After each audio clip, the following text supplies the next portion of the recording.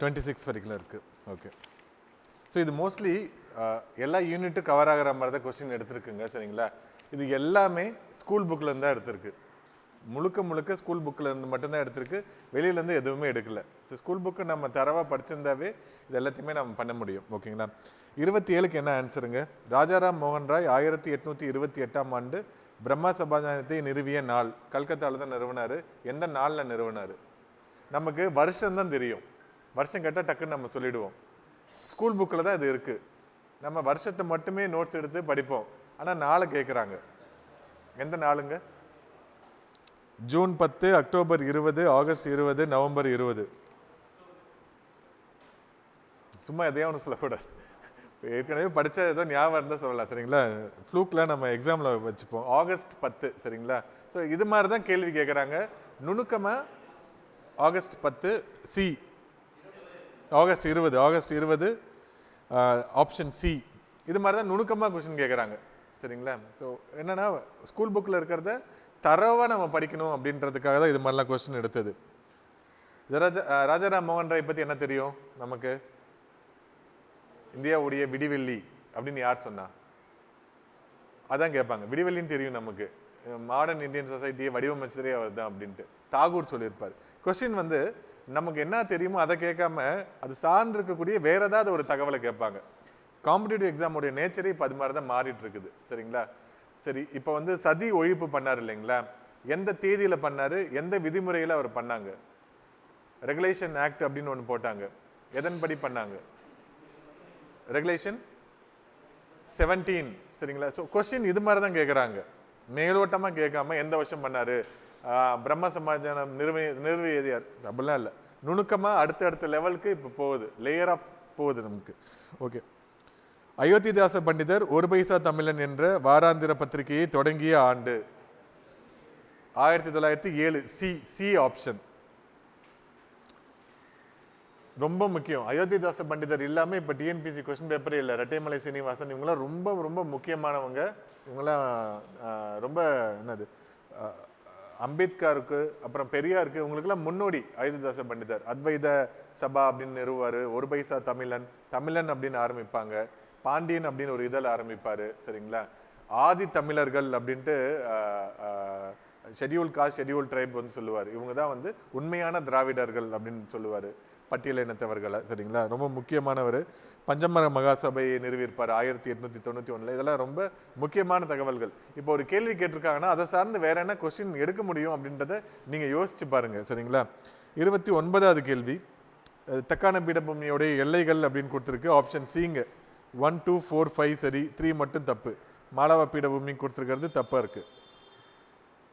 இதுவும் school book தான். இது 10வது புக்கில். சரிங்களா? ஜிஎஸ்க்கு நான் எந்த ஸ்டாண்டர்ட் அப்படின்னு கொடுக்கல. மோஸ்ட்லி 10th 9th அதுலேருந்து தான் எடுத்ததுங்க. ஓகேங்களா? மிகுந்த நகரமயமாக்கப்பட்ட மாநிலம் எது? த மோஸ்ட் அர்பனைஸ்டு ஸ்டேட் எது அப்படின்னு கேட்டிருக்காங்க. எந்த ஸ்டேட்டு மோஸ்ட் அர்பனைஸ்டு ஸ்டேட்டு? எந்த ஸ்டேட்? கோவா. சரிங்களா? பெரிய ஸ்டேட்டில் தமிழ்நாடு லீடிங்கில் இருக்கும். சின்ன ஸ்டேட்டில் கோவா தான் முதல்ல இருக்குது. இந்தியாவில் பார்த்தீங்கன்னா முதல் இடத்துல இருக்குது. இந்தியாவில் எவ்வளோ பகுதிகள் நகர்மயமான பகுதிகள் இருக்குது, எவ்வளோ பகுதிகள் ஊரகமயமான பகுதிகள் இருக்குது? கொஸ்டின் இது அடுத்த லேயர். சரிங்களா? ஓகே, இது நமக்கு தெரியுது அப்படின்னா இதுலேருந்து வேற என்ன கொஸ்டின் கேட்கலாம் அப்படின்றதுக்கு நம்ம எடுக்கிறது. வேற என்ன? 31.2% இந்தியாவில் நகரமயமாயிருக்கு. தமிழ்நாட்டில் 48.5%. சரிங்களா? இதெல்லாம் ரொம்ப முக்கியமான டேட்டாக்கள். சென்சஸ் டேட்டா அப்படின்றது ரொம்ப ரொம்ப முக்கியம். இதுலேருந்து நிறைய கேள்வி கேட்பாங்க. மக்கள் தொகை கணக்கெடுப்பு ரொம்ப முக்கியமான ஏரியாங்க. பாலின விகிதம், சைல்டு செக்ஸ் ரேஷியோ எந்த மாநிலத்தில் அதிகமாக இருக்குது, தமிழ்நாட்டில் எந்த மாவட்டத்தில் கல்வி அறிவு குறைவு இருக்குது, ரொம்ப முக்கியம். நீங்கள் ஒரு 2 பக்கம் நோட்ஸ் எடுத்தாவே அதுலேருந்தே ஒரு கேள்விக்கு வந்துடும். ரொம்ப முக்கியமான ஏரியா அதெல்லாமே. அரசியலமைப்பின் செயல்பாட்டை ஆராய national commission for review the working of constitution யார் தலைமையில் குழு அமைச்சிருப்பாங்க? அப்போ சீஃப் ஜஸ்டிஸாக இருந்து ரிட்டையர் ஆன வெங்கடாச்சலையா தலைமையில் 2000 வாஜ்பாய் கவர்மெண்ட்டில் அமைச்சிருப்பாங்க. சரிங்களா? இப்போ குரூப் 2 இருந்தால் அந்த கொஸ்டின் எப்படி கேட்பாங்கன்னா அவங்களுடைய ரெக்கமெண்டேஷன் என்னென்ன, கீழே இருக்கிற 4 ரெக்கமெண்டேஷனில் எது இல்லை அப்படின்னு கேட்பாங்க. அந்த லெவலுக்கு நமக்கு தேவையில்லை. குரூப் 4க்கு எத்தனை பேர் கொண்ட குழுனா 11 பேர் கொண்ட குழு. அதில் தலைவராக வெங்கடாச்சலையா இருப்பார். ஸோ அந்த லெவலுக்கு நமக்கு தெரிஞ்சால் போதுங்க. சரிங்களா? இவங்க நிறைய ரெக்கமெண்டேஷன் சொல்லியிருப்பாங்க. மதம் சார்ந்து, அடிப்படை உரிமைகள் சார்ந்து, கல்வி சார்ந்து நிறைய ரெக்கமெண்டேஷன் இருக்கும். ஆனால் எதுவும் பெருசாக இம்ப்ளிமெண்ட் ஆகலை. ரெக்கமெண்டேஷன் ஒன்று நிற்குது. ஓகே, அடுத்து 32வது கேள்வி, குடியரசுத் தலைவர் யாரால் நியமிக்கப்படுகிறார்? யாராலுங்க? இல்ல இந்த ஆப்ஷன்ல ABCD எதுல என்னது? பியா? ஸோ அதான் என்னன்னு பார்த்தீங்க அப்படின்னா டி, மேற்கூறியவர்களில் யாரும் இல்லை. அதனால தான் நான் உச்சநீதிமன்ற நீதிபதி அப்படின்னு தான் சொல்லியிருக்கிறேன், சரிங்களா? ஆனால் உச்சநீதிமன்ற தலைமை நீதிபதி, ரெண்டு பேருக்கு வித்தியாசம் இருக்கு இல்லைங்களா? நம்ம இங்கே தான் தப்பு பண்ணுறதுங்க. இந்த இடத்த நம்ம பிடிச்சிட்டோன்னா வேலை வாங்கிடுவோம் நம்ம, சரிங்களா? கொஞ்சம் பாருங்க, கொஞ்சம் ஆழ்ந்து நம்ம பார்க்கணும். ஓகே, இன்னொரு கேள்வி நான் கேட்குறேன். உச்ச நீதிமன்ற நீதிபதி ஆவதற்கான வயது அப்படின்றது என்னவா இருக்கும்? எல்லாருக்குமே இப்போ சொல்லுவாங்க 5 இயர்ஸ் ஆர் 62 இயர்ஸ் 60 இயர்ஸ் அப்படின்னு சொல்லுவாங்க இல்லைங்களா? ஸோ இவருக்கு உச்சநீதிமன்ற நீதிபதி ஆகணும்னா எவ்வளோ லாங் பீரியடுக்கு இவர் வந்து உச்சநீதிமன்ற நீதிபதியாக இருக்கலாம்? 65 வயது அல்லது எல்லாத்துக்கும் இப்போ சென்ட்ரல் கவர்மெண்ட்னா 6 வருடம் இருக்கும், ஸ்டேட் கவர்மெண்ட்னா 5 வருடம் இருக்கும். 62 அல்லது 5 வருடம், சென்ட்ரல் கவர்மெண்ட்னா 65 வயது இல்லை 6 வருடம் இருக்கும் இல்லைங்களா? ஸோ அப்போ உச்சநீதிமன்ற நீதிபதி ஆவதற்கான பதவிக்காலம் எவ்வளவு இருக்கும் அப்படின்னு பார்த்தீங்கன்னா 6 வருடம் அல்லது 65 வயது அப்படின்றதெல்லாம் கிடையவே கிடையாது. கான்ஸ்டியூஷன்ல எங்கேயுமே சொல்லலை. 65 வயசு மட்டும்தான் சொல்லியிருக்கிறாங்க. 35 வயசுலேயே ஒருத்தர் சீஃப் ஜஸ்டிஸ் ஆகிட்டா வச்சுக்கோங்களேன், மீதி 30 வருஷத்துக்கு அவர் தான் சீஃப் ஜஸ்டிஸ். இங்கே தான் நம்ம தப்பு பண்ணுறோம். அவருக்கு வரையறையே கிடையாது கான்ஸ்டியூஷன்ல. ஏன்னா நம்ம ஒரு விஷயம் படிக்கிறப்ப யோசிச்சு பாருங்க, வேற ஏதாவது கேள்விகள் கேட்க முடியுமா? இதுல ஏன் இப்படி கேட்கக்கூடாது அப்படின்ட்டு எல்லாத்தையுமே கொஸ்டின் அண்ட் ஆன்சரா ஒன் வேர்டாவே பாருங்க இனிமேல் பார்க்கறது எல்லாத்திலுமே, சரிங்களா? ஓகே, இந்தியாவின் முதல் நிதிக்குழு அமைக்கப்பட்ட ஆண்டு, first finance commission was setup எந்த வருஷம்? 1950 51 52 எந்த வருஷம்? ஸோ 1951. யாருக்கு அதுக்கு தலைவராக இருந்தாங்க? யார் அதுக்கு? இப்படிதான் கேள்வி கேட்பாங்க. உங்களுக்கு தெரியும் 1951. வேற என்ன? யார் அப்ப தலைவராக இருந்தாங்க? நியோகி, கேசி நியோகி. அவர் தான் இந்தியாவுடைய முதல் தலைமை நிதிக்குழு தலைவர், சரிங்களா? சரி, இப்போ எத்தனாவது நிதிக்குழு இப்போ அறிவிச்சிருக்கிறாங்க? இப்போ ரீசன்ட் நியூஸ்ல வந்தது, 15வது நிதிக்குழு முடிஞ்சிருச்சு. NK சிங் அவங்க பீரியட் வந்து பார்த்தீங்கன்னா 2025ஓட முடிஞ்சிடும். அடுத்த ரெக்கமெண்டேஷனுக்கு மத்திய மாநில நிதி உறவை ஆராய்வதற்காக ஆர்டிகல் 218 படி பிரசிடென்ட் ஆஃப் இந்தியாவால் நியமிக்கப்படக்கூடிய ஒரு முக்கியமான பொறுப்பு இது, சரிங்களா? நிதிக்குழு அப்படின்றது ரொம்ப முக்கியமானது. நம்மளுடைய பிஸ்கல் ஃபெடரேஷன் நிதி கூட்டாட்சியோடைய முதுகெலும்பே நம்மளுடைய நிதி ஆணையம் தான். ஓகே, 2026-31க்கு அரவிந்த் பனகரியா. இவர் முன்னாடி இங்க பேர் கேள்விப்பட்டிருக்குமா? அரவிந்த் பனகரியா. அரவிந்த் பனகரியாங்க ரொம்ப முக்கியமான ஆளுங்க. ஸோ நீத்தி ஆயோக்ல முன்னாடி இருந்தார், சரிங்களா? சரி, ஓகே. அடுத்தது 34வது கேள்வி, மேட்ச் கொடுத்துருக்கு, சரிங்களா? பிரசிடென்ட் ஆஃப் இந்தியா அவங்களுடைய டேர்ம் கொடுத்துருக்கு. ஆப்ஷன் ஏ,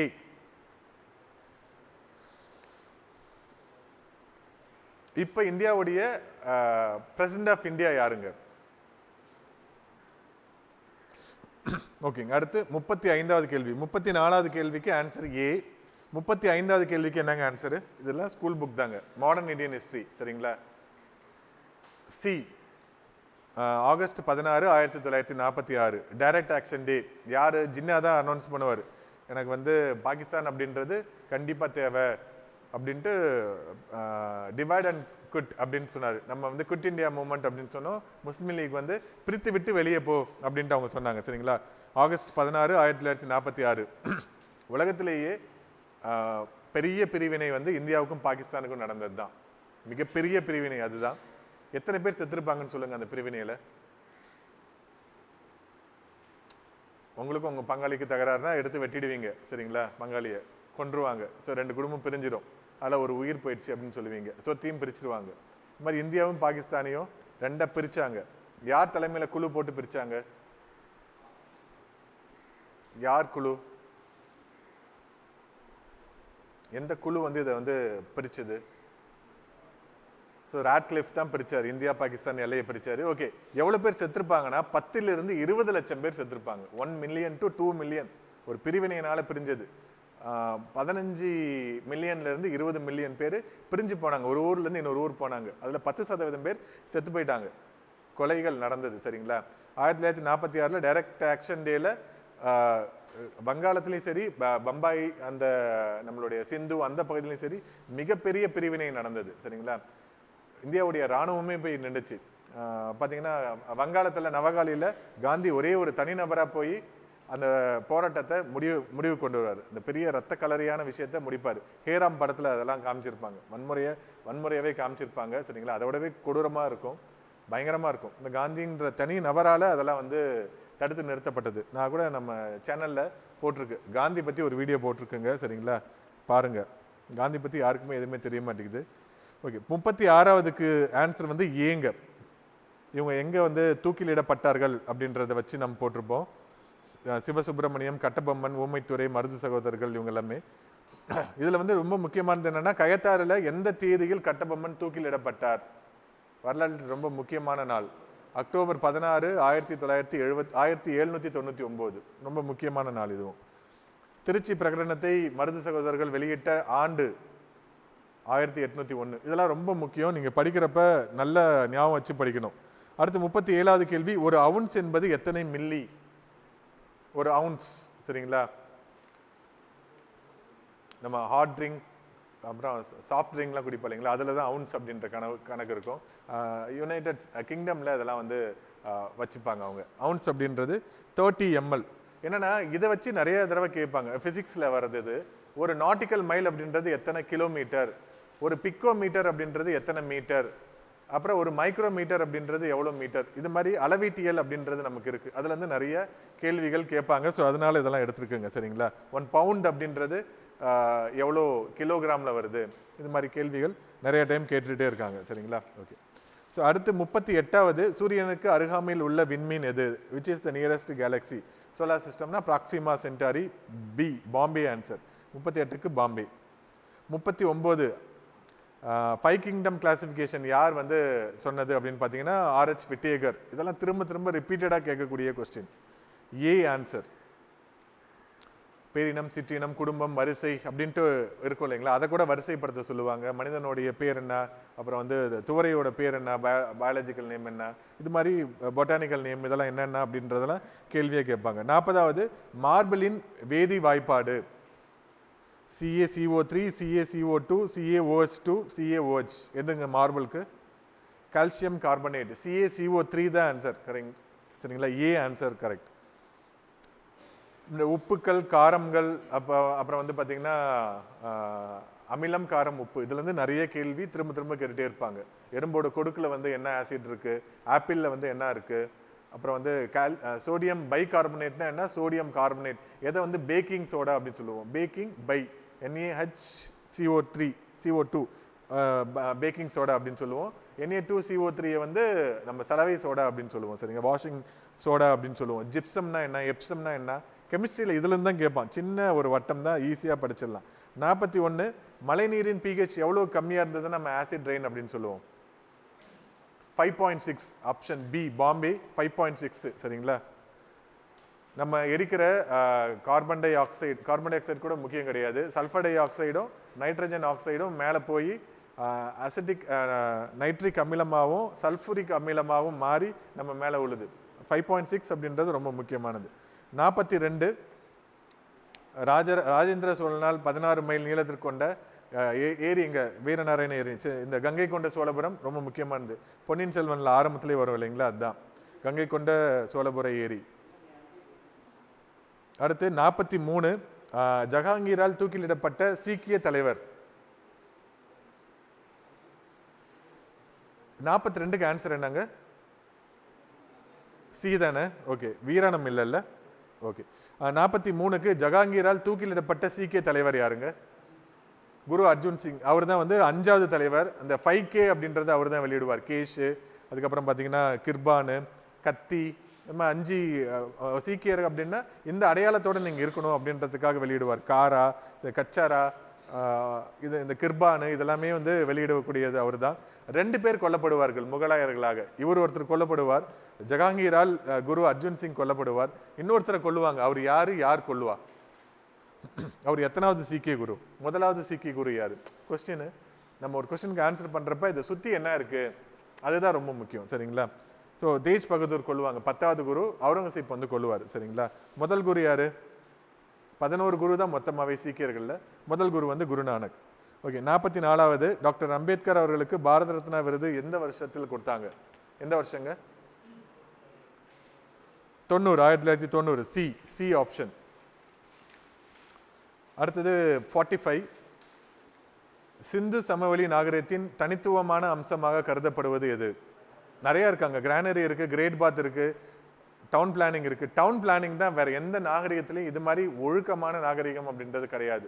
நகர கட்டமைப்பு இப்போ கூட நம்ம ஊர்ல சாக்கடை இருக்காது, ஆனா அந்த காலத்திலேயே சாக்கடை இருந்தது, ஜன்னல் இருந்தது வீட்டுல, சரிங்களா? செங்கோண வடிவத்துல ரோடு வந்து இருந்தது, சரிங்களா? இப்போ வந்து ரோடு கண்ணாபின்னு போடுவாங்க, ஒரே நீளமான ரோடா இருந்தது. சுட்ட செங்கல்களால் கட்டப்பட்ட கட்டடங்கள் நிறைய இருந்தது. ஸோ நகர திட்டமிடல் தான் அப்போ வந்து தனித்துவமாக இருந்தது. இந்த மேக்ஸ் 46ங்க ஆப்ஷன் பி, சரிங்களா? 1/1 + √2 இருக்கு இல்லைங்களா, அதனுடைய +4 - 3, சரிங்களா?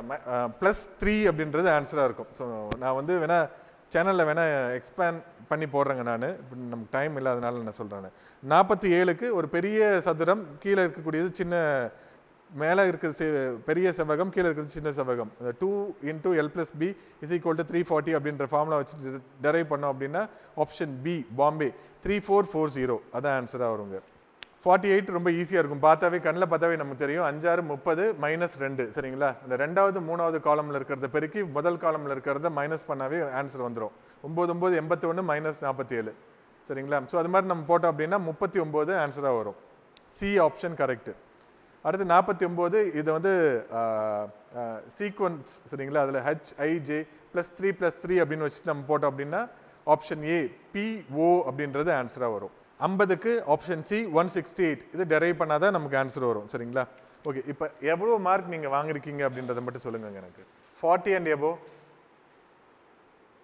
50க்கு 40க்கு மேலே, 50க்கு 35க்கு மேலேங்க, 35 and above. Super. Okay, 30 and above. Okay, 30 and above வரைக்கும் ஓகேங்க. அது கம்மினா நம்ம இன்னும் நல்லா படிக்கணும். ஓகேங்க, இது வந்து ரெண்டு மாதிரி நடக்க போகுது. எனக்கு பர்சனலாக மெசேஜ் பண்ணுங்க. கொஸ்டின் பேப்பர்ல கீழே என் நம்பர் இருக்கும், சரிங்களா? 9443128844. நீங்கள் சிலபஸ் வைஸ் போறீங்களா, ஸ்கூல் புக் வைஸ் போறீங்களா அப்படின்றத அனுப்புங்க. 2 குரூப் கிரியேட் பண்ணுற மாதிரி இருக்கும். டெஸ்ட் வந்து வாரத்தில் 2 நாள் நடக்கும், சனிக்கிழமை ஞாயிற்றுக்கிழமை, அப்படி இல்லைன்னா புதன்கிழமை சனிக்கிழமை. ஸோ உங்களுக்கு எந்த ஆப்ஷன் கரெக்டாக இருக்கோ அதை நீங்கள் எடுத்துக்கோங்க. புதன்கிழமையும் நீங்கள் வந்து எழுதலாம். 2 டெஸ்ட்டு தான், சரிங்களா? டைம் இருக்காதுங்க, புக் வைஸ் முடிச்சாவே நமக்கு கரெக்டாக இருக்கும். 2ல் ஏதாவது ஒரு ஆப்ஷன் தான். தமிழுக்கு மட்டும் ஸ்கூல் புக் வைஸ் ஃபுல்லுமே இருக்குங்க. ஜிஎஸ் வந்து சிலபஸ் ஆர் நமக்கு வந்து புக் வைஸ் ஏதாவது ஒன்று, சரிங்களா? ஸோ உங்களுக்கு எது சௌரியப்படுதோ அதை எனக்கு மெசேஜ் பண்ணுங்கள், அதுக்கு தகுந்த மாதிரி நம்ம வைக்கலாம். ஸோ அதான் என்னை பொறுத்த வரைக்கும் நீங்கள் குரூப் 2 ஏற்கனவே எழுதி வராமல் போயிருக்கு, மெயின்ஸ் வரல அப்படின்னா நீங்கள் சிலபஸ் வைஸ் போகலாம். உங்களுக்கு ஏற்கனவே தெரியும். நம்ம சிலபஸ் வந்து எப்படின்னா ஸ்கூல் புக்கோட தான் வச்சு படிக்கிற மாதிரி இருக்கும். அந்த பிடிஎஃப் நான் அனுப்புகிறேங்க, சரிங்களா? சிலபஸ் நான் கொடுத்துட்டேன். இப்போ ஹரப்பா நாகரிகம் அப்படின்னு நான் சிந்து சமவெளி நாகரிகம் கொடுத்துட்டா கூட அது ஸ்கூல் புக்கில் எங்கெங்கே இருக்குமோ அதை மட்டும் நீங்கள் படிச்சுட்டு வந்து எழுதுனா போதும், சரிங்களா? நான் குரூப் கிரியேட் பண்ணிவிட்டு நான் பிடிஎஃப் அனுப்புகிறேன். அதுக்கப்புறம் நீங்கள் எனக்கு மெசேஜ் பண்ணுங்கள், நான் அப்புறமா குரூப் கிரியேட் பண்ணிடுறேங்க, சரிங்களா? ஓகேங்க, வர சனிக்கிழமை முதல் டெஸ்ட் அப்படின்றது நடக்கும். இந்த மீன் டைம் அதுக்குள்ளே நீங்கள் முடிவு பண்ணிவிடுங்க, சரிங்களா? முதல் டெஸ்ட் எதாக இருந்தாலும் நம்ம எழுதலாம். சனிக்கிழமை ஜிஎஸ் நடக்கும், ஞாயிற்றுக்கிழமை இது தமிழ் நடக்கும், தமிழ் ப்ளஸ் மேக்ஸ் நடக்கும். இதுனா சனிக்கிழமை ஜிஎஸ் நடக்கிறது, ஜிஎஸ் நடக்கும், புதன்கிழமை தமிழ் நடக்கும். ஸோ இது மாதிரி மாறி இருக்கும். நீங்கள் ஞாயிற்றுக்கிழமை தமிழ் எழுதலாம், இல்லைன்னா புதன்கிழமை எழுதலாம். ஸோ அந்த ஆப்ஷன் ஒர்க் பண்ணுறவங்க சனி ஞாயிறு எழுதலாம், மீதி ஆளுங்க புதன்கிழமை வந்து எழுதலாம், சரிங்களா? ஸோ இதுதான் என்னென்னா எஃபெக்டிவாக இருக்கும். ப்ராப்பராக உங்களுக்கு டெஸ்ட் வைப்போம், சரிங்களா? மார்க் வந்து கரெக்டாக என்ட்ரு பண்ணி நீங்கள் எந்த ஸ்டேஜில் இருக்கிறீங்க அப்படின்றத உங்களுக்கு தெரியப்படுத்திட்டு இருப்போம். ப்ராப்பராக யூட்டிலைஸ் பண்ணிங்கன்னா கண்டிப்பாக ஒரு சர்வீஸ் வாங்கிடலாம், சரிங்களா? தேங்க்யூ.